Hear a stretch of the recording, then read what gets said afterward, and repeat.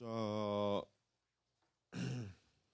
우리 이번 과목 69페이지 좀 거기 좀 잠깐 좀 거치고 지난 시간에도 뭐 잠깐 얘기했지만은 우리는 이제 교부들이 이렇게 했다 해서 이렇게 우리도 해야 된다 그러면 안 돼요. 그렇게 주장하게 되면 아주 문제가 커져요. 왜냐하면 이 뒤에 조금 더 가보면 알겠지만은 그 당시에는 성물도 숭배하는 그런 성향이 좀 있었어요 그때. 그렇기 때문에 그러니까 특히 순교자들의 물건, 순교자들의 그 어떤 그런 그들을 막 이렇게 좀 이렇게 어떤 신앙의 관점으로 막 이렇게 숭배하는 그런 성향이 좀 있어갖고 아주 나빠요. 그래서 74페이지도 보면 뭐라고 했냐면 교회사 초기에 하반절에 그리스도인들은 순교자들의 무덤에 모여서 기도하고 성찬식을 진행했다라고 해서 그리고 심지어 또 뭐도 있었냐면 죽은 자들을 회상하는 기도 시간도 있었어요. 그러니까 우리가 그러니까 내가 항상 이제 이런 과목을 할 때 항상 주의를 좀 줄이는 이유가 뭐냐면, 그러니까 초대교회가 이렇게 했으니까 지금도 이렇게 해야 된다 하면 안 된다는 거예요. 그거 아니에요. 왜냐하면 이 시대도 사실은 불완전한 시대란 말이에요. 왜 불완전하냐? 아직 물론 이제 신앙에 있어서는 참 예수님과 사도 시대에 가깝기 때문에 그 어떤 정말 순교자적인 그런 신앙은 정말 참 탁월하죠. 그러나 신학이 아직은 형성이 안 된 시기란 말이에요. 그러니까 교부들 자신이 이제 신학을 기초를 막 놓는 시기이기 때문에 지금 우리처럼 이렇게 신학이 정말 2000년이라는 시간이 지나가지고 이제는 조직신학, 교회론, 성령론, 뭐 기독론 아주 그 성경을 체계적으로 딱 이렇게 참 정리한 그런 신학이 있고 틀이 있고 또 그동안 우리 교회 역사가 있었단 말이에요. 그 교회 역사 동안에 많은 그 오류라든가 또 잘못된 것 또 이런 것들 그런 걸 우리가 이제 알기 때문에 우리 시대는 무엇이 이게 참 옳았구나 이것은 그릇되구나 뭔가 판단할 수 있는 객관적인 기회가 우리는 있지만 여기는 없단 말이에요. 여기는 없잖아요. 여기는 앞으로 교회를 어떻게 그러니까 어떤 복음의 말씀은 알지만은 실제적으로 교회를 어떻게 조직하고 어떻게 형성하고 심지어 예배를 어떻게 드려야 되는지조차도 사실은 아직 체계가 안 잡힌 거예요. 그러니까 그 성찬식을 순교자들이 무덤에 가서 했다 할 정도면은 이게 얼만큼 그 성찬에 대한 개념이 이게 아직도 이게 제대로 이게 좀 모르는 그러한 상황이란 말이에요. 자, 우리가 이제 70페이지를 보면은 그 당시 이제 그 세례 후보자 우리가 지난 시간에 봤죠. 세례 후보자들은 상당히 엄격한 시험 기간 그런 과정을 거치고 나서 저들은 이제 교회에 정식으로 신자로 이제 받아들여집니다. 그러니까 그냥 나 이제부터 교회 달렵니다라고 해서 교회를 오는 게 아니고 지금처럼 이렇게 뭐 교회를 자유롭게 출입하는 게 아니에요. 그 사람이 진정으로 예수 그리스도를 어떻게 믿느냐라고 하는 거예요. 영적으로, 도덕적으로, 교리문답. 여기 70페이지 나왔잖아요. 이런 식으로 그 사람을 시험하고 또 오랜 기간에 걸쳐서 좀 보면서 이 사람이 진정으로 교회 일원이 될 수 있겠다 싶을 때 그때 그 교회 장로 또 뭐 하여튼 주교 뭐 이런 사람들이 이제 정식으로 지난번에 우리 강의한 것처럼 그 절차를 거쳐서 이제 그 사람이 세례를 받도록 그렇게 하는 것입니다. 그러니까 이런 것들은 이렇게 상당히 이제 그만큼 그때 이제 교회를 다닌다는 것은 굉장히 어려웠던 일이라는 거. 어렵고 그만큼 그리스도인은 굉장히 희생. 교회를 다니면 순교 아니면 희생.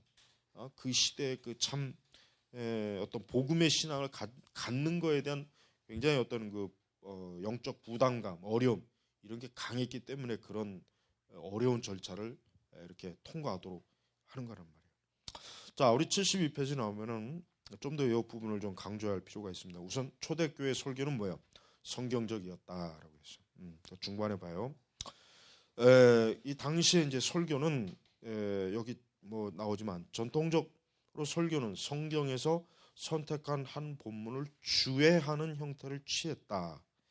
이 주애하는 형태를 취했다라는 걸 잘 봐야 돼. 왜냐하면 그 당시에 설교라고 하는 것이 후대에 뭐 몇 대지 뭐 본문 중심 뭐 강해 설교 이런 게 없었어요.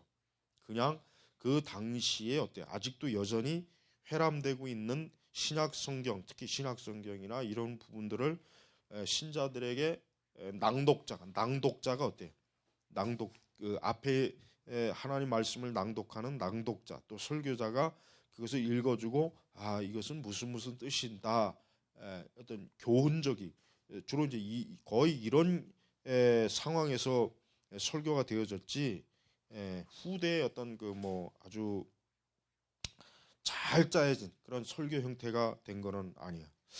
자, 그래서 거기 뭐라고 했어요? 주일 예배는 성경 본문을 손구집으로 편집했다.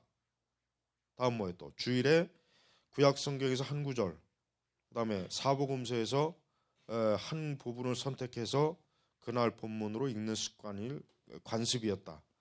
교회력이 발전하면서 성탄절, 부활절, 오순절 같은 한 해의 주요 절기들을 위해 읽을 본문이 정해졌다. 자, 교회력, 그다음에 뭐 성구집. 이게 이제 그러니까 지금도 이제 교회력이라든가 성구 이런 부분들이 이때 이미 어때요? 이런 것들이 형성이 된 거예요. 그래서 교회가 좀 더 체계적으로 예배를 드리거나 어떤 교회가 교회력, 그러니까 쉽게 얘기하면 교회만이 지킬 수 있는 교회가 특별한 의미를 두고 지키는 그런 달력, 그런 날짜 그런 것들을 이제 중요시했다 이거죠. 뭐 대표적으로 뭐 지금 여기 뭐 성탄절도 나오고 뭐 부활절, 오순절, 뭐 성령 강림절 뭐 이런 것들이 그 당시에 있었겠죠. 그러니까 이런 것들이 이제 서서히 이제 교회 속으로 들어왔다. 그러나 이제 성탄절 같은 경우는 적어도 주후 300년 이전까지는 초대교회는 성탄절을 공식적으로 지킨 일은 없어요.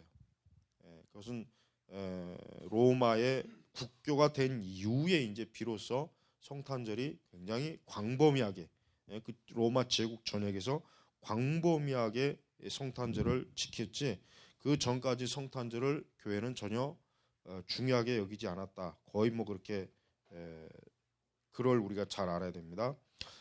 자, 그다음에 이제 그 당시 이제 대부분의 그 이제 교부들의 이제 탁월함이 또 무엇입니까?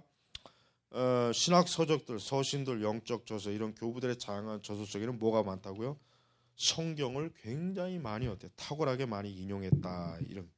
그래서 이 초대교회 교부들은 그 자신들의 저서 속에 하나님 말씀, 신구약에서 하나님 말씀을 엄청나게 풍성하게 성경 말씀을 인용하고 그 성경 말씀에 대한 뜻과 의미를 풀이해서 그것을 해설한 그런 책들을 많이 그 당시에 이제 썼던 것을 우리가 이제 알아야 됩니다. 그래서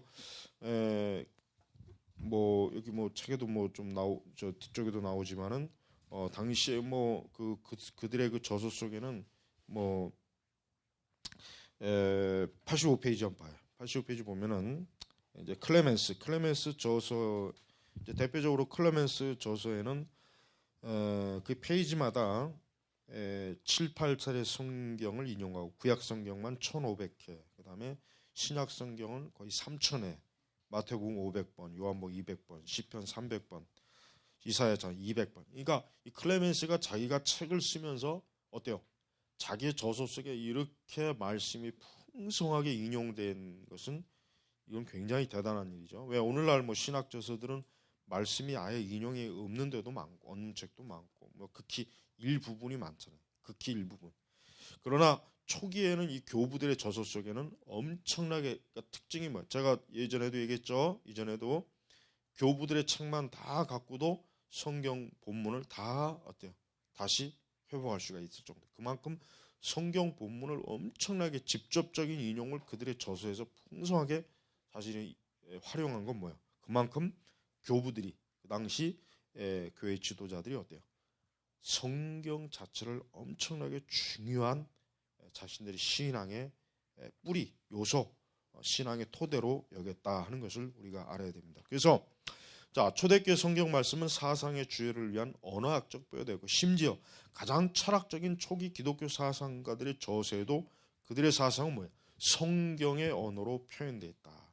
사실은 이게 참 중요해요. 왜냐하면 사실 뭐 이제 성경의 언어로 표현됐다. 그만큼 어떤 그들의 가르침이나 저서 속에는 하나님의 말씀 그 자체를 사실은 뭐예요? 그 자체를 직접적으로 증언하는 그러한 내용이 많았다는 거예요. 근데 그게 그만큼 그 시대 신자들에게 있어서는 중요한 거죠. 왜냐하면 저들에게 있어서 이제 하나님의 말씀의 가르침이라고 하는 것은 그들이 그 이전에 받았던 다양한 뭐 예를 들면 그 당시 그리스 로마 시대 때 그들이 주로 읽은 책은 뭐예요? 그리스 철학이란 말이에요. 주로 철학 저서가 많아요. 그러다가 이 성경을 읽는 그 순간부터 저들은 엄청난 그러니까 이제 성경을 읽는 그 순간 저들은 굉장히 어때요? 그 성경이 자기들이 그 전에 공부하고 배웠던 혹 읽었던 그런 그리스 로마의 저자들의 책과는 너무나 다르다는 것을 금방 대본에 눈치를 채버린단 말이에요. 그러다 보니까 이 당시는 교부들이나 일반 신자들이 할 것 없이 성경 자체에 굉장히 깊이 빠진 그런 신앙들이고 그 성경 말씀 자체에 대한 자신들의 신앙의 토대를 아주 있는 그대로 사실 묶어놓았다 이렇게 봐야 돼요. 이게 사실은 참 사실 이렇게 돼야죠. 이렇게. 그러니까 오늘날에도 우리가 그리스도인들은 사실은 어떤 사람이 됩니까? 성경의 사람이어야 돼요. 사실 그 말이 가장 좋은 말. 성경의 사람. 그만큼 성경이 우리 그리스도인들의 지성과 마음과 생각과 이 모든 거에 뭐예요?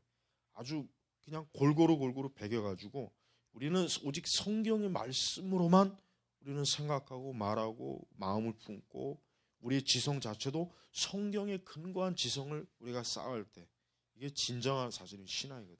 그런데 그런 의미로 보자면은 사실은 성경을 지금은 굉장히 멀리해요. 멀리. 특히 이제 우리 개신교도들은 전통적으로 종교개혁 이후에 청교도 시대를 거쳐서 원래 우리 개신교는 성경을 굉장히 신자들이 즐겨 읽고 알고 배우고 가르치고 설교했던 그런 좋은 신앙의 전통이 있었지만은 지금은 이제 그게 많이 사라졌죠. 그러니까 그리스도인들이 하나님 말씀에 대한 일차적인 아주 절대성을, 그러니까 성경을 그냥 많은 책 중에 하나가 아니라 절대적인 책이다. 그러니까 우리가 어떤 이 신앙 서적이 많아도 성경하고 비교할 수 없는 거예요, 그죠? 이 많은 책들은 없어도 돼요. 그러나 성경은 없으면 안 된단 말이에요. 그게 우리 신앙이란 말이에요. 그래서 여러분들도 이 다음에 항상 목회할 때는 이 성경 자체에 집중된 설교와 목회가 되어야 그게 진짜 성경적 사역이지 성경을 그냥 부차적으로 그냥 많은 요소 속에 그냥 하나로 이렇게 부품 끼우듯이 하지 말라는 말이에요. 그렇게 하면은 굉장히 잘못된 것들이 막 들어와요. 큰일 난다고. 자, 그래서 예배에서 설교는 단지 말씀에 대한 것이 아니다. 대한 것이 아니라 성찬 식은 빵과 포도를 들을 때 현존하는 살아계신 그리스도를 기념하는 것이고 설교에서 설교자는 말씀을 설명하는 뿐만 아니라 말씀을 사용한 회중들을 그 실체 곧 그리스도의 신비 속으로 들어가도록 초청했다. 그만큼 아주 저들의 그 예배 속에는 이 하나님 말씀에 대한 현존, 그러니까 그 말씀이 곧 그리스도다, 말씀이 곧 하나님이시다라고 하는 이 현존의 신앙이 아주 강력하게 참 컸다 이런 얘기를 우리는 볼 수가 있어요. 그리고 여기 무슨 레오 같은 사람, 레오는 이제 로마 주교죠. 그러니까 사실 레오 같은 사람은 이제 로마 카톨릭에 속한 사람으로 봐야 돼. 레오 그 사람 정도는 이제 어떤 초대교회 교부로보다는 우리가 볼 때는 그냥 어때요? 로마 카톨릭 거기에 속한 사람으로 보는 게 더 나아요. 그러니까 뭐예요? 여기 보니까 그가 그리스도에 대한 탄생에 대한 설교 뭐라고 합니까? 오늘의 이 절기는 우리를 위해 동정녀 마리아에게 나신 예수의 거룩한 어린 시절을 위해 갱신한다. 그리고 우리 주님의 탄생을 경배하면서 우리는 자신의 새로운 출발을 기념하고 있음을 깨닫는다. 이 동정녀 마리아에 대한 이 언급, 약간의 언급이 서서히 어때 이제 로마 교회 속으로 깊이 이제 파고드는 거예요. 자, 73페이지 보면은 그 하반절에 천사와 천사장이라고 그런 그 부분을 보면은 고대 모든 예배는 세상을 떠난 신자들을 기념하는 기도가 있었다. 그러니까 이런 것들이 카톨릭이 나중에 종부성사 아니 또 죽은 자를 위한 기도를 하는 미사를 하는 이유가 여기에 이제 어느 정도 전통의 뿌리가 있는 거예요. 그러니까 걔네들이 왜 전통과 말씀을 아니 오히려 전통을 더 계시된 말씀보다 높은 위치에 두냐면 바로 이런 것들. 세상을 떠난 신자들을 기념하는 기도가 있었다 했어요. 가지고 어거티는 뭐라 합니까? 교회는 단지 우리 자신들만 포함하지 않는다. 그러니까 이 얘기는 뭐예요? 교회라고 하는 것은 이미 앞서 천국에 들어간 성도 또 특히 뭐예요? 순교자 이제 그들을 포함하는 거죠. 사실은 틀린 말은 아니에요. 왜냐하면 교회라고 하는 것은 분명히 뭐예요? 이미 하나님 나라에 들어간 사람들도 교회예요. 성도도. 그리고 우리도 교회란 말이에요. 그러니까 어거스틴의 이 말은 틀린 말은 아니에요. 틀린 말은 아니지만 요 말을 자칫 왜곡하면 어때요? 죽은 자에 대한 그런 미사, 기도, 죽은 자를 위한 뭔가가 잘못하면 생겨난단 말이에요. 안 그러겠어요? 그러니까 교회는 우리만 포함, 즉 이 땅에 있는 지상 우리만 포함하지 않는다는 말은 틀린 말은 아닌데 그러나 그렇다고 해가지고 우리가 죽은 자를 위한 미사나 기도는 그럼 정당하냐? 그건 성경적인 근거가 전혀 없는 거예요. 우리는 오직 성경은 이 땅에 있는 신자들에 대한 어때요? 그리스도의 복음, 하나님의 복음, 교훈, 말씀의 고백이지, 그러니까 훈계지.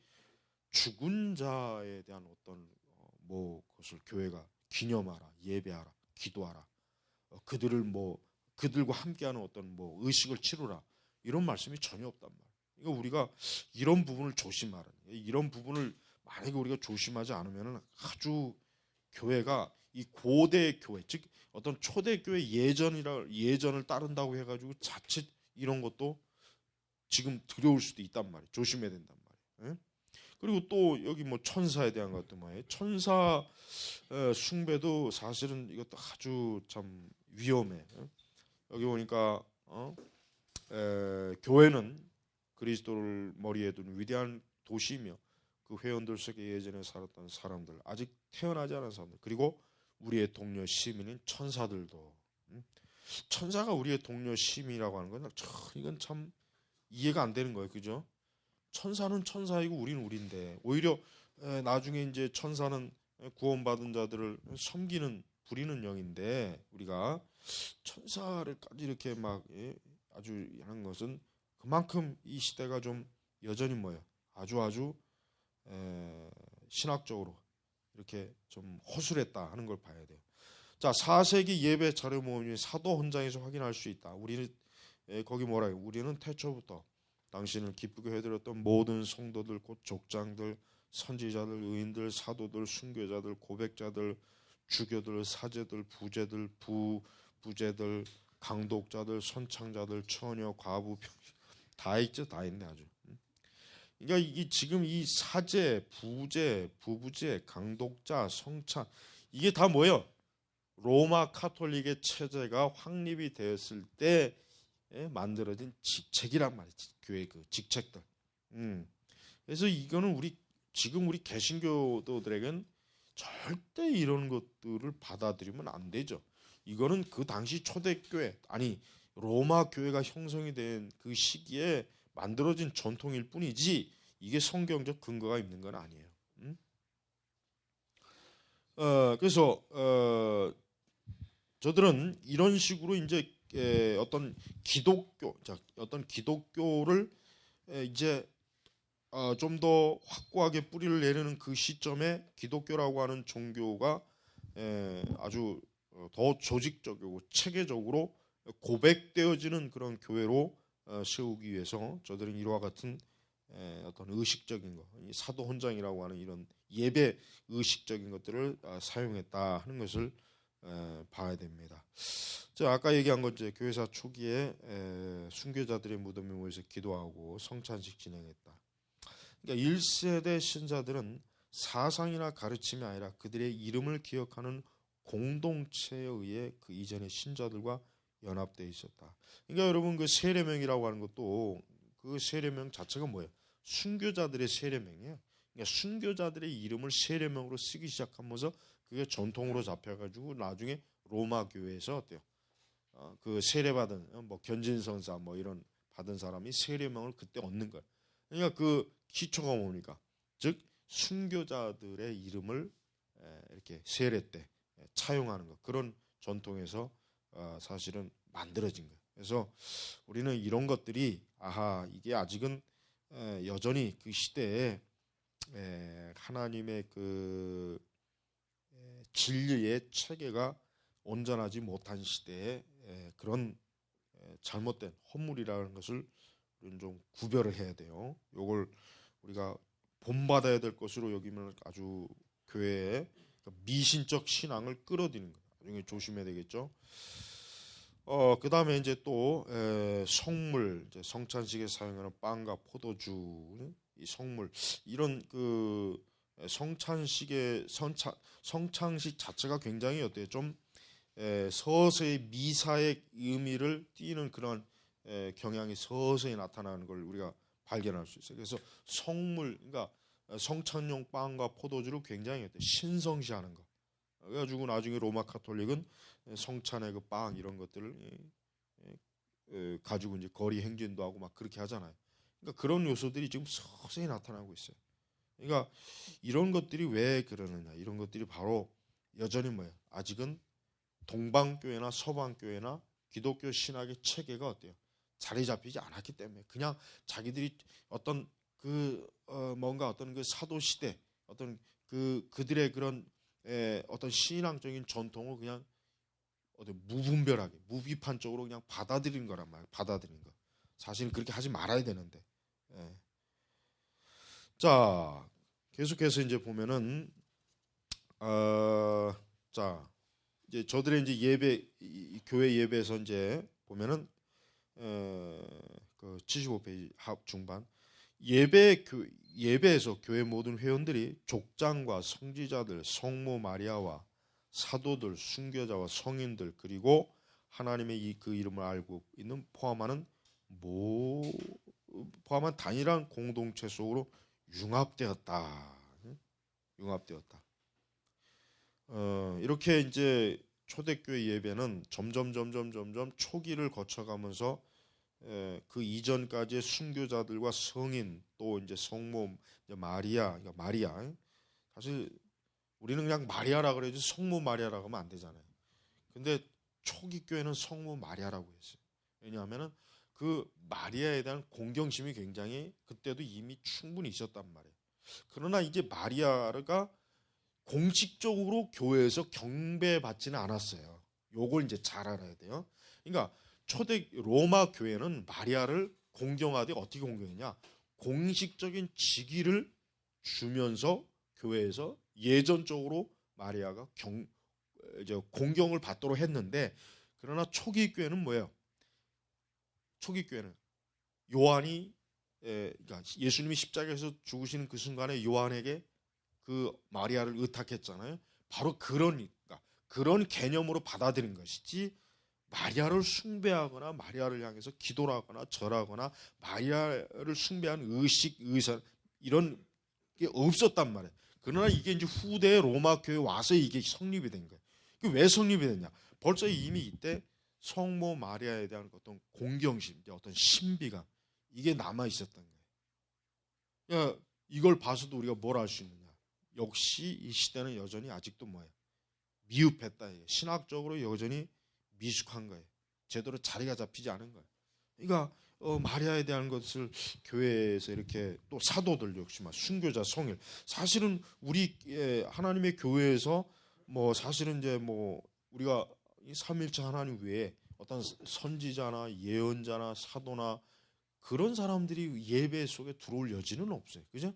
그들이 예배 속에 어떻게 들어옵니까? 오직 우리가 하나님을 예배하는 것이지 아무리 위대한 순교자나 위대한 성인이라도 우리는 그들을 우리는 숭배하면 안 된단 말이에요. 그러니까 그들을 끌어들일 필요가 없어요. 예. 자, 계속합니다. 그래서 떡과 포도를 축성 기도 직전에 이제 거룩 이제 뭐 찬송 뭐 이거 하고 그다음에 어떤 그 예배가 어떤 영광스러운 천국의 어떤 그런 모습을 막 이렇게 어떤 가시적으로 막 흉내내는 그런 예전이 서서히 이렇게 나타나고 있다 하는 것을 우려해야 됩니다. 그래서 오리겐에서는 또 이런 말도 하죠. 우리 모임속에 천사들이 함께한다는 사실을 나는 결코 의심하지 않는다. 이중적 교회, 하나는 사람들의 교회, 다른 하나는 천사들의 교회가 존재한다. 이게 오리겐이 이렇게 헛소리도 많이 했다고. 오리겐은 아주 그 정체가 묘한 사람이에요. 이 사람은 극단적이에요. 극단적. 굉장히 좋은 그 통찰력도 있지만은 이런 식으로 또 아주 이상한 얘기도 많이 했다고. 그러니까 오리겐스는 결국은 나중에 이제 이단으로 이렇게 딱 정죄를 받는 이유가 다 그런 요소가 있는 거예요. 그래서 우리는 이렇게 탁월한 기독교 사상가일지라도 초기에 이렇게 신학적 미숙, 어리석음, 그다음에 이제 그런 그 초대교회 신자들의 생활, 교회 예배, 또 교회의 어떤 가시적 형태 이런 것들이 여전히 여전히 유아기적, 그냥 막 이제 형성이 되려고 하는 이런 모습이 있다는 것을 우리가 이 책을 통해서 우리가 알아야 돼요. 그래야 아하 이게 옛날 과거에는 이런 식으로 이제 되었었구나. 그래 이거를 우리가 표준으로 보면 안 되는 거죠. 이걸 표준으로 여기면 안 되죠. 근데 이걸 표준으로 여기는 사람들이 지금 문제야. 내가 보기에는 이 책을 혹 어느 학교에서 강의를 한다거나 이것을 해설할 때 내가 분명히 얘기하지만 100% 어떤 표준적으로 본을 보여주는 그런 강의를 거의 다 할 거란 말이야. 틀림없어. 그러니까 초기 사상가들이 이랬다니까 이게 더 올바른 순수한 신앙의 형태라고 여기서 우리도 이런 정신과 이런 걸 받아들여야 된다는 의미로 강의하는 사람이 대부분일 거란 말이야. 근데 아니죠. 우리는 지금 객관적으로 엄격하게 이 책의 내용을 판단해야지 이 책의 주장을 다 우리가 수용해서는 안 돼요. 우리는 절대 죽은 자들을 위한 기도도 해서도 안 되고 우리는 우리의 예배 속에 어떤 아무리 구약이나 신약이 위대한 사람들이 할지도 우리가 그들의 이름을 불러가면서 그들을 우리가 하나님을 예배할 필요가 없어요. 우리는 우리고 그들은 그들이란 말이에요. 예? 우리가 절대 이런 부분에 있어서 조심해야 된다. 이런 걸 잘 걸러야 된다고. 예? 자, 이제 3장 현재를 위한 하나님의 얼굴 이제 보겠습니다. 아까도 얘기했지만은 성경이 있기 전에는 어떤 모습으로 살았을까? 참 이게 신비하죠. 즉 당시 이제 이방인들은 유대인들이야 뭐가 있습니까? 유대인들은 율법이 있잖아요. 율법서가 있으니까 그들에게는 율법서가 그들의 전부 이게 중요하단 말이에요. 그런데 이방인들, 예를 들면 바울이 로마서를 썼는데 그 로마 교회 구성원들 중에 이방인들이 거의 대부분이잖아요. 그럼 그 사람들은 그럼 성경을 없을 때 어떻게 했을까? 여기 다 나와. 여기 나오는 거 바로 이 책에서 그게 나. 일리아드, 오디세이, 그다음에 신들의 족보가 쓰인 뭐 신통기, 그다음에 아이네이스, 그다음에 그리스의 서사시, 그다음에 니코마쿠스의 율리아, 아리스토텔레스. 지금 이런 책들은 지금도 출판이 돼요. 이런 책들은 지금도 출판이 되는 책이요. 또 뭐 국가론, 그다음에 투키디데스, 헤로도투스 뭐 이런 사람들, 제논.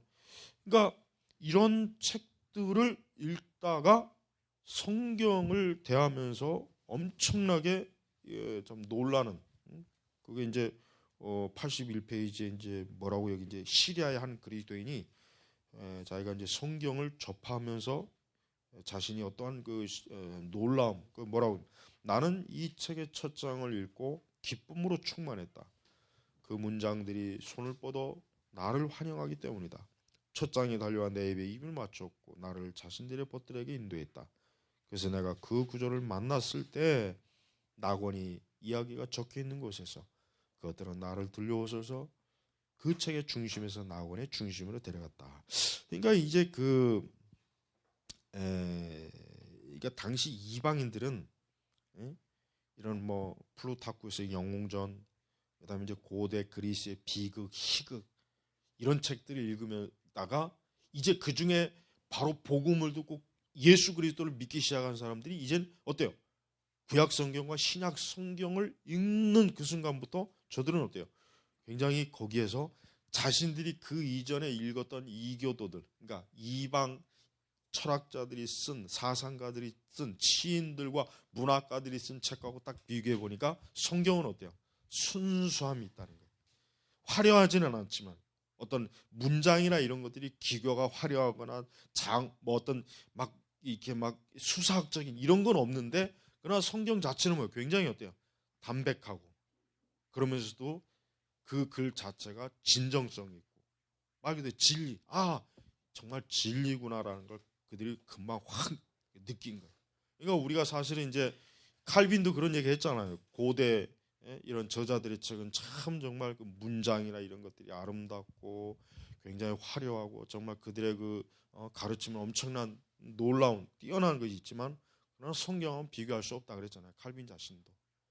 우리가 이렇게 결국 바울이 말한 이 세상의 지혜라고 하는 것은 결국 뭐예요? 그 지혜라고 하는 것은 겉으로 보기에는 화려하고 대단해 보이고 굉장히 뭔가 인간에게 막 대단한 뭔가를 막 주는 그런 게 있지만, 그러나 그건 진짜 이 세상의 지혜일 뿐이지 뭐야, 하나님의 지혜는 아니다.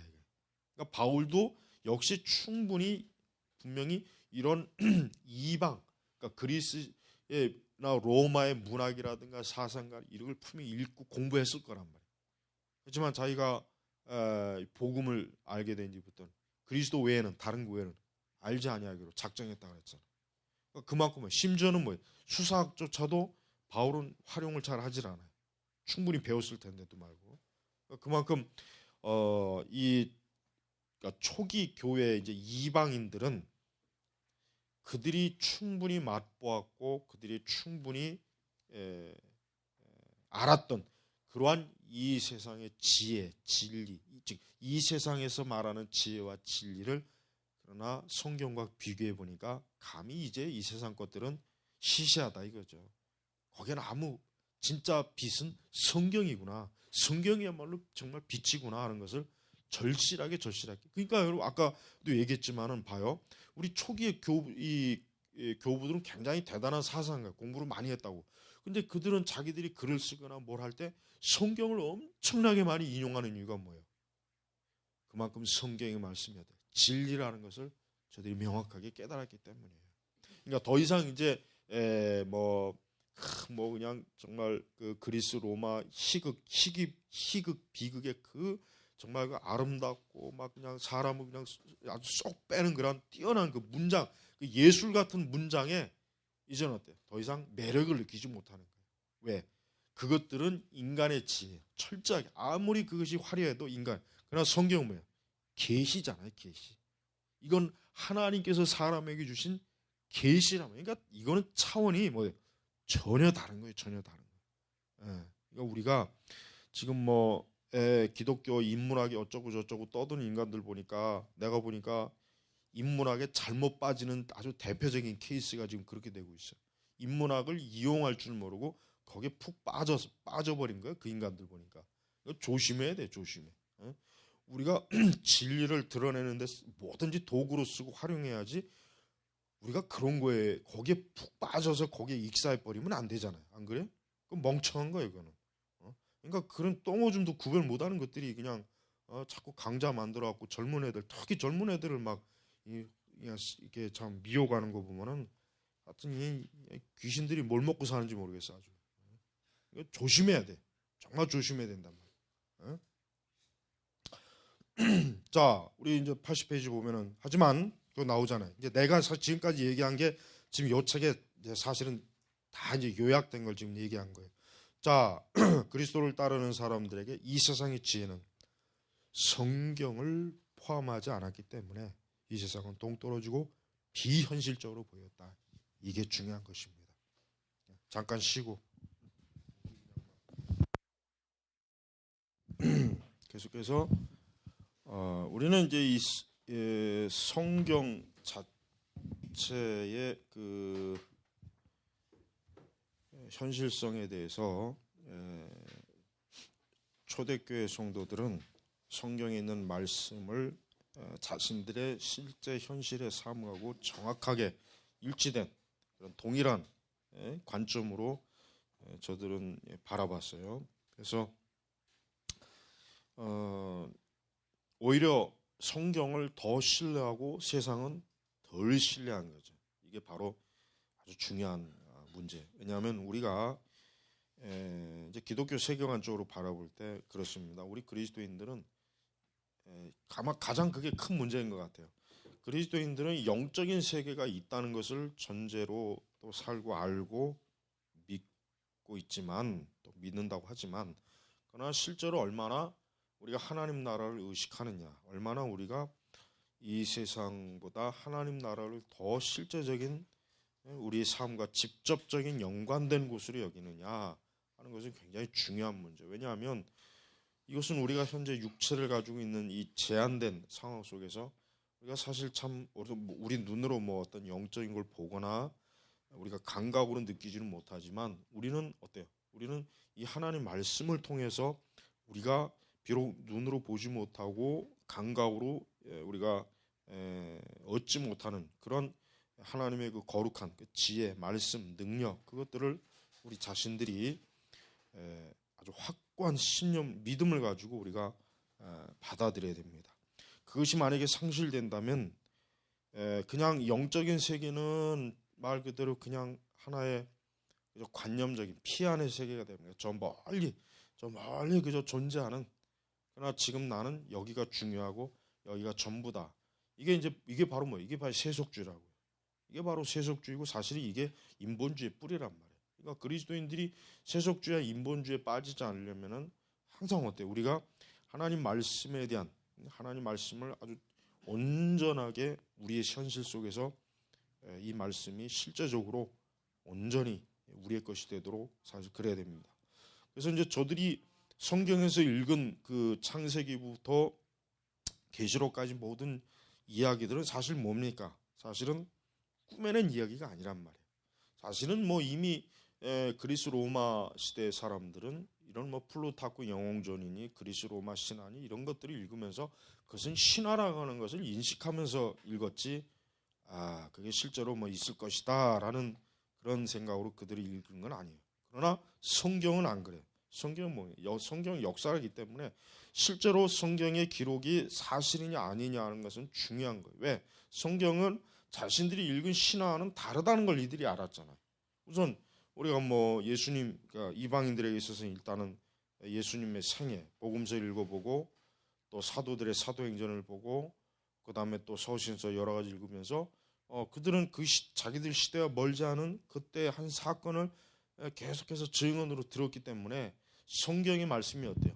실제로 있었다는 것에 대한 확신, 믿음이 있다고. 더군다나 제일 중요한 예수님의 부활, 예수님의 승천. 역시 이것도 마찬가지. 역시 이것도 자기들이 살아가던 시대하고 멀지 않은 기껏해봐 200~300년 그 기간이기 때문에 사실은 예수님의 승천이나 부활 이런 거에 대한 증언, 그 직접적인 증언을 계속해서 그들이 어때요? 이렇게 우리처럼 뭐 우리가 지금 뭐 그런 예수님에 대한 물론 우리는 말씀을 통해서 우리가 보지만 그러나 누가 이렇게 예수님의 부활과 승천을 봤다 들었다라고 하는 그런 증언, 간접적인 증언도 우리는 들을 수가 없잖아요. 왜? 너무 우리는 시간이 멀리 떨어요. 2000년 전에 2000년이라는 공간에 아직 시간적인 그 갭이 있단 말이에요. 그러나 그 시대는 뭐 자기 조상, 뭐 자기 할아버지, 자기 뭐 고조 할아버지가 뭐 사도 바울하고 같이 밥 먹었다. 뭐 사도 바울의 짐을 들어줬다. 뭐 하여튼 그런 이야기를 들을 수 있단 말이에요. 적어도 그 시간. 그러니까 저들에게 있어서 성경의 이야기는 어때요? 굉장히 현실적인 거예요. 그 대신 다른 신화, 그들이 즐겨했던 문화, 그들이 그렇게 참 아주 탁월한 문장력을 가지고 지었던 그런 그리스 로마의 뭐 시인들, 소설가들, 그런 문학가들이 쓴 책은 좋기는 하지만 뭐예요? 실제 있었던 일은 아니거든. 좋기는 하지만 실제 있었던 일이 아니에요. 쉽게 얘기하면 그림의 떡이란 말이에요. 아무리 좋지만 그건 하나의 그림 속의 추상화, 현실이 실체가 없는 것들이. 그러나 성경은 뭐예요? 실체가 있는 것들이란 말이에요. 그러니까 이런 면에서 이 시대는 우리 시대보다 훨씬 더 사실은 혜택을 받기는 받았어요. 그러나 중요한 것은 영적인 믿음의 문제이기 때문에 우리도 역시 이 시대 사람들 못지않게 그리스도의 그 참 임재나 그런 것들을 우리도 충분히 어때요? 우리도 충분히 영적인 믿음으로 우리가 것을 받을 수 있다는 것을 우리가 알아야 돼요. 그러니까 그걸 모르죠. 그러니까 그런 것들을 아예 인식하지 못하니까 거의 대부분의 교회에 다니는 사람들에게 신앙이라고 하는 것은 하나의 그냥 뭐라 그럴까? 하나의 그냥 진짜 정말 지식의 수준에서의 신앙이 지식. 그냥 자기가 성경에 대해서 뭐 들었다, 뭐 배웠다, 알았다. 그 이상을 못 넘는 거예요. 그 이상. 이게 아주 굉장히 아주 어려운 문제란 말이에요. 이게 사실은 극복이 되지 않으면은 우리의 신앙은 어때요? 이게 정말 하나님께서 참으로 진정한 믿음의 그 수준까지는 가지 못했다고 봐도 사실은 틀린 말이 아니라고요. 자, 그래서 계속해서 이 고대 저자들이 성경에서 발견되는 용어들을 보세요. 지금 그 80페이지 밑에 보면 은혜, 믿음, 순종, 사랑, 진리, 인내, 소망, 하나님의 형상, 입양, 종, 창조, 하나님의 뜻, 예정, 율법, 성부 하나님,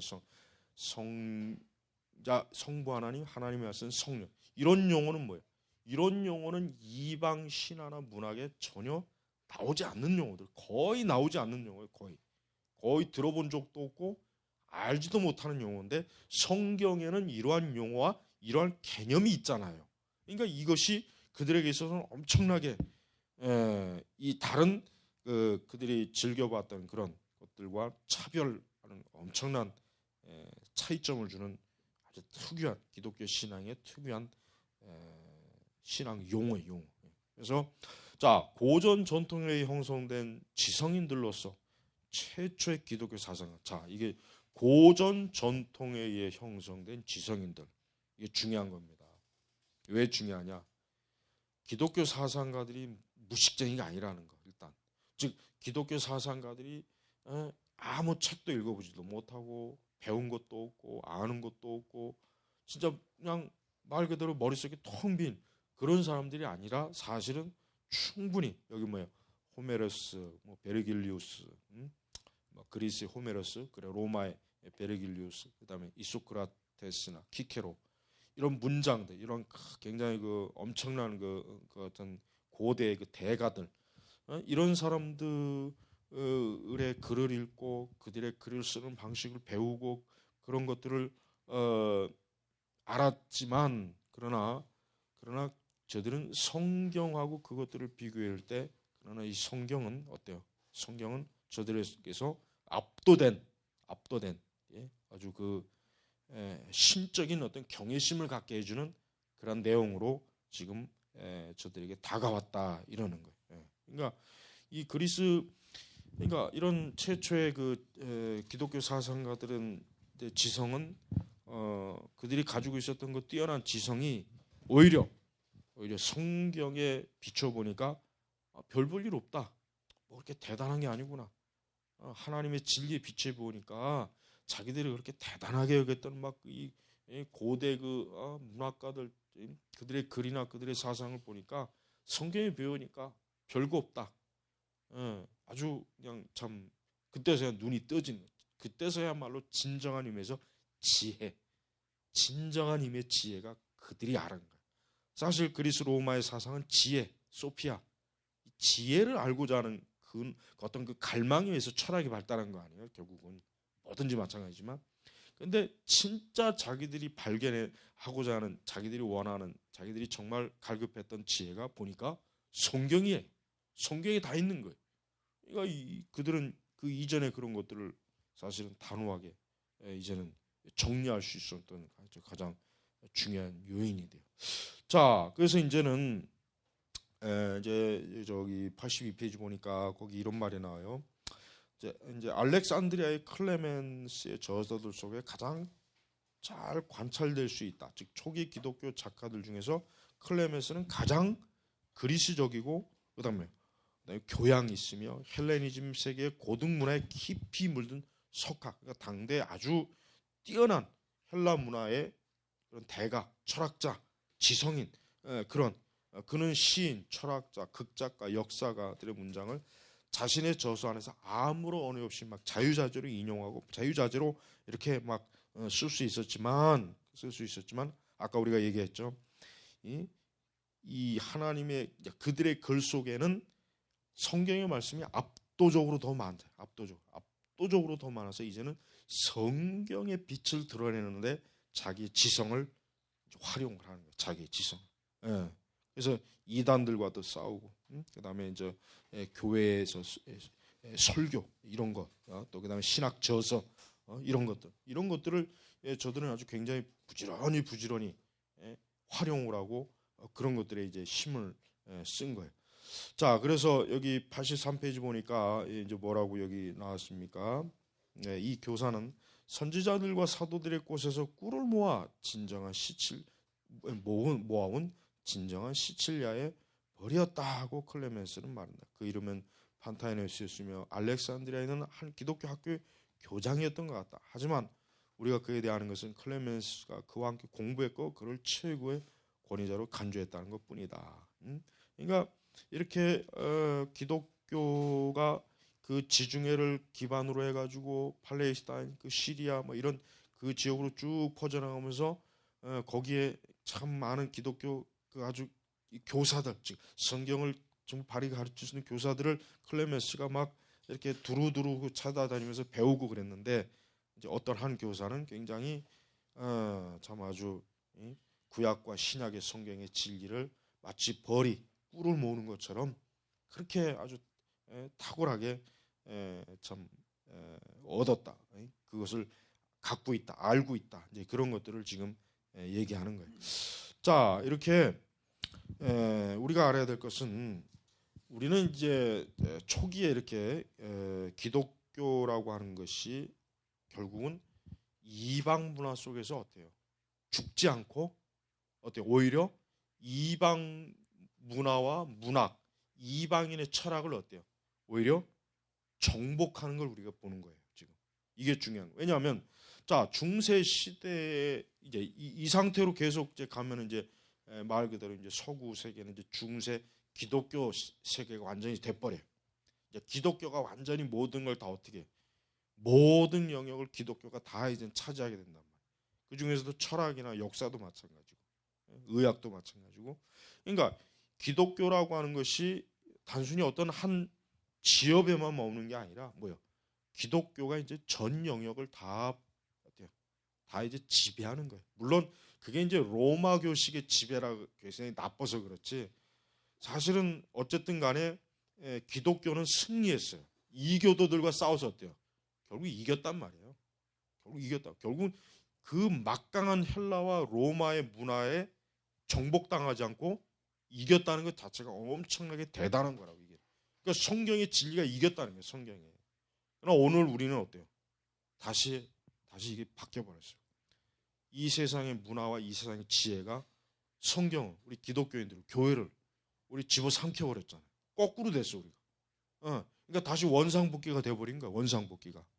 그러니까 이교도의 문화와 이교도의 그 모든 그 세상의 빛이 기독교의 빛에 다 정복되어서 이제는 이 세상의 진리의 빛만 드러나는 줄 알았더니 이게 또 이 18세기, 19세기를 거쳐서 이게 거꾸로 어때요?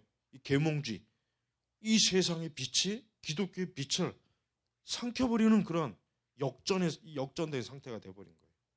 오늘날은 뭐 더 심하죠. 그러니까 이게 왜 이러냐 이게 왜 이러냐 이게 왜 이런 일이 우리 세대에 있을까? 왜 이런 우리가 왜 사실은 이 교부들이 살았던 이 시대가 굉장히 만만치 않은 시대란 말이에요. 수천 년 동안의 그 애굽, 그리스, 로마의 그 강력한 헬레니즘 이런 것들이 막 온 사방 천지를 뒤엎는데 어떻게 그 정말 한 줌의 무리밖에 안 됐던 교회가 어떻게 200~300년 만에 어떻게 그런 것들을 뛰어넘고 오히려 성경의 진리로 이제 야만인들, 이교도들이 서서히 변하고 돌아온다. 그래서 전 체제가 기독교 체제가 된 게 중세 시대 아니에요. 어쨌든 뭐 로마 교회 체제이긴 하지만, 그러니까 이거 지금 시대 못지않게 엄청난 그 애굽의 문화였는데 어떻게 그 당시에는 성경을 통해서 저들을 이겼는데 어떻게 지금은 또 반대로 이렇게 지냐 이거예요. 이게 이제 우리가 이제 풀어내야 돼. 이걸 어떻게 이게 왜 이렇게 됐느냐 하는 것이 지금 우리가 이런 책을 보면서 그냥 책 내용만 볼 것이 아니라 우리가 이러한 생각을 우리가 한번 생각해볼 중요한 문제란 말이에요. 그러니까 클레멘스 자 84페이지 보여요. 84페이지 중반에 보면은 클레멘스의 저서에서 성경이 기독교 문화의 토대로서 최초로 등장한다. 그의 저서들은 성경의 언어, 표현, 이미지, 비유, 이야기 등이 가득하다. 성경의 영웅들이 그의 영웅들이 되고 이제 대체된 거죠. 그리스의 영웅들이 이전에는 그리스의 영웅들이 그의 영웅이었는데 이제는 뭐예요? 다윗, 삼손 이런 사람들이 영웅이 되고 성경의 역사가 그의 역사가 되는 거예요. 이것은 그에게 성경이 낯선 책이라는 사실을 고려할 때 뭐예요? 훨씬 더 놀랍다 이거죠. 사실 어떻게 보면은 클레멘스 입장에서는 그저 성경도 하나의 책일 뿐이에요. 책일 수가 있다고요. 그냥 성경 한 권 또 읽어보고 뭐 여기 유대인들의 역사, 예수님이란 사람의 역사 읽어보고 그냥 약간의 뭐 그냥 뭐 지식이나 교훈 얻고 그냥 또 책장에 쑥 집어넣고 또 다른 책 볼 수도 있었는데 왜 유난히 성경에 꽂혔다 이거예요. 클레멘스가 그렇게 많은 것들을 알고 배운 클레멘스가 이제 성경을 읽고 나서 성경을 접하고 나서는 이제 성경이 그의 뭐예요? 모든 것이 된 거예요. 모든 것. 그의 지성의 모든 그의 신앙, 지성, 그의 세계관, 그의 철학, 그의 맡은 의지, 마음에 이 성경이 이제는 주도권을 잡고 그 사람을 움직이는 거라. 움직이는 거. 그러니까 우리가 우리가 이제 이렇게 참 이 성경의 말씀, 그러니까 하나님의 계시라고 하는 것이 이처럼 사람을 참 지배할 때 온전히 이게 사실은 성경이 사람이라고 할 수가 있어요. 그래서 우리는 여기 나와 있지만은 성경은 멋지고 세련된 그리스 문학과는 달리 뭐예요? 평범하고 소박한 문자로 쓰였다겠죠. 우리가 헬라어 자체가 뭐예요? 코인의 헬라어라고 그러잖아요. 평범한 시장 용어라 그러잖아요. 시장 용어. 그러니까 성경에 그 쓰인 헬라어는 학자들이 쓰는 고급 헬라어가 아니라 뭐야? 일반 사람들이 시장에서 그냥 평범한 사람들이 쓰는 헬라어. 그래서 코인의 헬라어라고 그러잖아요. 그러니까 그런 아주 평범한 그 헬라어와 호메로스나 뭐 이런 그 그리스의 그 엄청난 그 뭐 산문 시인들 이런 사람들과 비교해 볼 때 어때요? 이건 뭐 셰익스피어와 뭐 이런 우리나라 뭐 삼류 작가들하고 비교하는 거나 거의 똑같단 말이에요. 그런데 클레멘스는 이 성경의 그 말씀에, 그 성경의 말씀에 더 많은 거기에 하나님의 진리의 빛이 있다는 것을 그가 알고 이제 아까 얘기했던 것처럼 그의 뭐 저서들의 성경이 막 몇백 구절, 몇천 막 이렇게 막 인용이 되는 거란 말이에요. 자, 그는 성경을 인용할 때 무언가를 발견하는 감동이 있다. 그는 그 페이지에 배워야 할 특이점이 있고 그는 그 책은 다른 책들과는 다르다는 느낌. 그러니까 클레멘스에게 성경은 계시와 교훈, 곧 그가 어디선가 말했듯이 우리의 지혜의 원천이었다. 원천, 자기의 원천이라 하죠. 한 번은 클레멘스가 그리스 문화의 한 유산을 이용할 때 그것을 성경에서 가져온 지혜라고 제시했다. 예를 들어 그는 핵심적 덕행들이 그리스 도덕론자 안에서 발견될 수 있다는 것을 알고 있었다. 하지만 그가 그것을 독자들에게 전할 때 그는 성경인 그 외경 솔로몬의 한 지혜에서 한 구절을 자기 원천으로 인용했다. 지혜는 절제와 신중함, 정의와 용기를 가르친다. 삶의 어떤 것도 이것들보다 인간에게 이로운 것은 없다. 그러니까 이 세상의 지혜가 아니라 이제는 하나님의 말씀, 이제는 유대인들의 그러한 지혜에 영향을 받았다라고 하는 거예요. 자, 계속해서 그리스도에 대한 책. 자, 이제 성경의 가장 중요한 게 이제 뭐겠습니까? 성경은 단순히 교훈집이 아니에요. 어떤 탁월한 종교적인 진리가 아니에요. 뭡니까? 예수 그리스도에 대한 거. 자, 이게 이제 제일 중요한 거겠죠. 그러니까 자, 성경이 클레멘스 사상이 어떤 역할을 했는지 한 페이지만 상세히 살펴봐도 알 수 있다. 클레멘스의 대표적인 잡록은 기독교 삶과 관련된 신학적, 철학적 주제에 대한 산만하고 난해한 담론집이다. 어느 부분에서는 그런 플라톤의 법률 한 구절을 인용하고, 고대 전통에 따르면 하나님은 존재하는 모든 것이 시작이며 끝이며 중심이다. 하나님과 함께 정의가 발견되고 행복하고자 하는 모든 사람은 정의를 지향한다. 그러니까 이 플라톤의 법률에서 이 격언, 이게 플라톤 자신이 옛 전통에서 물려받은 것인데, 그 플라톤 죽고 나서 이런 인용문들, 이런 것들, 이런 뭐 격언, 뭐 잠언, 막 이런 것들이 막 했지만은, 플라톤은 인생의 목적을 뭐로 정했습니까? 하나님 닮기. 하나님 닮기. 그러니까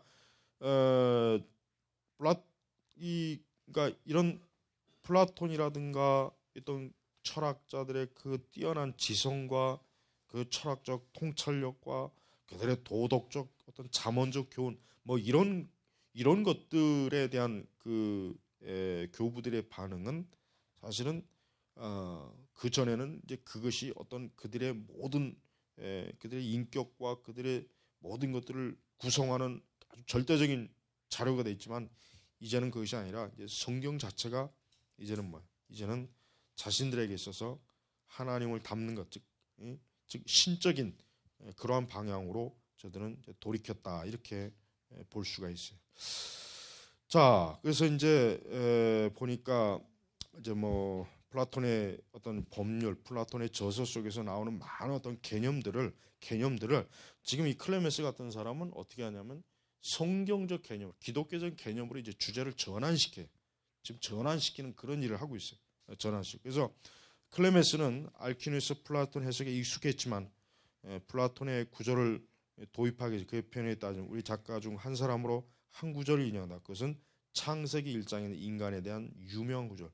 우리의 형상을 따라 우리의 모양대로 우리가 사람을 만들고, 그러니까 이러한 것들, 이러한 그 성경의 말씀을 통해서 어때요? 어떤 철학이라든가 그런 개념들을 이제는 바꾸는 거예요.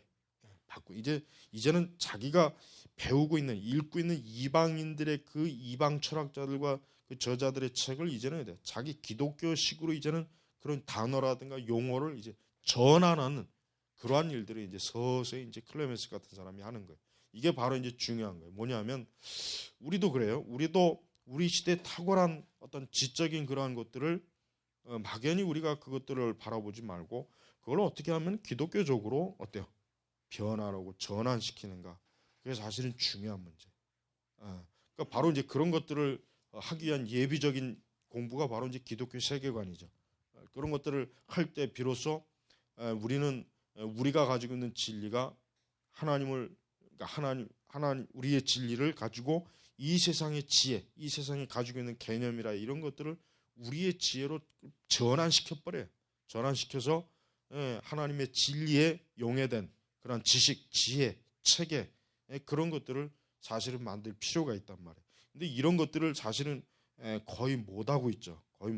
그냥 단순히 맹목적으로 세상 지식을 배우고 그거로만 끝나지. 이렇게 클레멘스처럼 지금 여기 80편에 이제 하나 예로 나면 여기서 목적, 텔로스라는 단어는 플라톤의 법률에서 사용될 것 같은 단어다. 알퀴누스처럼 클레멘스 때 인간의 삶의 목적, 성결록은 하나님과 더불어 사는 삶, 바울이 영생이라고 부르는 것을 의미하기 위해 목적이라는 단어를 택했다. 그러니까 이전에 그 목적이라는 단어는 플라톤 법률에서 나오는 텔로스라고 하는 그 단어, 그러니까 그 목적이라고 하는 것은 단지 철학적인 의미를 가졌지만 클레멘스는 이제 뭐예요? 바로 영생이 뭐예요? 우리 그리스도인의 목적, 설명하는데 사용하는 그런 식으로 이제 차용을 한 거예요.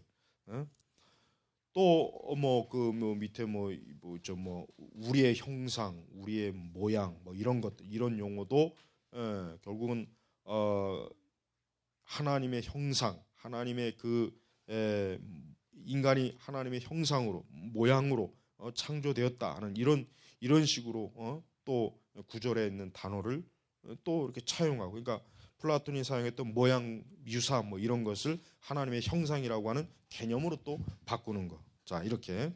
자, 87페이지 하반절 끝으로 클레멘스는 하나님과 유사한 모양을 제자도 특히 그리스도에 따르기라는 측면에서 해석함으로 논의 전체 독특한 성경적 광택을 부여한다. 이제 이게 이제 그는 사도 바울을 따라서 내가 그리스도를 본받는 자 된 것 같이 너희는 나를 본받는 자가 되라. 그러니까 하나님 같이. 요게 이제 어떤 클레멘스가 궁극적으로 그리스도를 닮기, 하나님 닮기에 대한 하나의 그 어떤 표본, 본문 구절로 이제 삼은 거겠죠.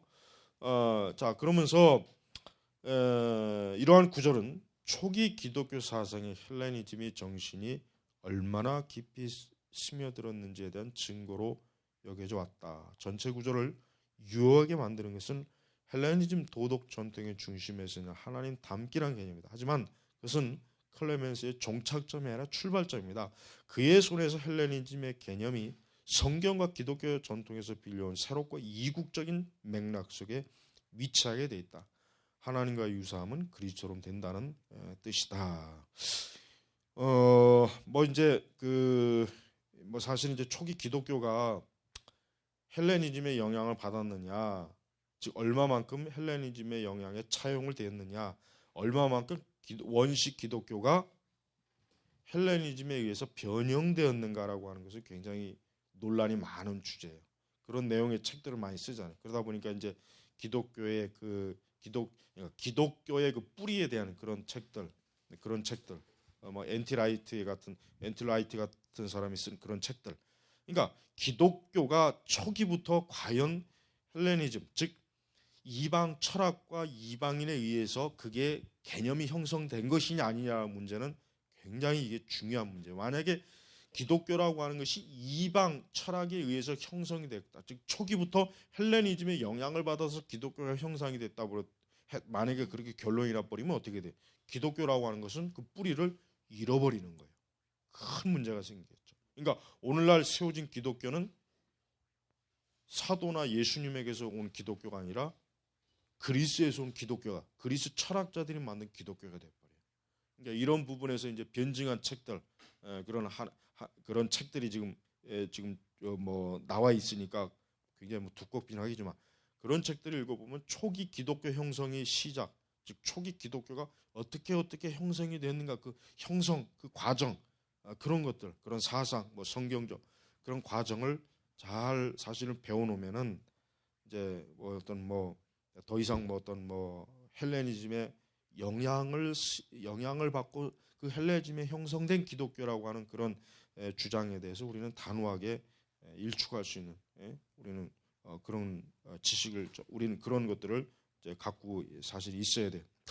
자, 그래서 어쨌든 물론 이제 초기 교부들 중에 아까도 얘기했지만은 이런 어떤 용어나 단어, 즉 그리스 문학이나 이런 데서 쓰는 단어가 사실은 그들의 책의 저서에서 새롭게 기독교를 변증하고 소개하기 위한 단어로 차용한 것은 있어요. 그게 없는 것은 아니지. 어차피 용어나 이런 것들은 어떤 하나의 지적인 발달 과정 중에서 그거는 쓸 수밖에 없는 거거든. 어쩔 수가 없단 말이에요. 그래서 사실은 뭐 성경에 있는 그리스 헬라어 단어 중에는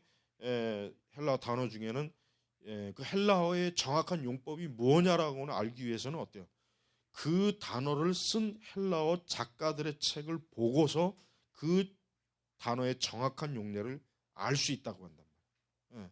그래야 아하, 이게 이 헬라어를 이렇게 이런 의미로 썼구나. 성경도 똑같은 거예요.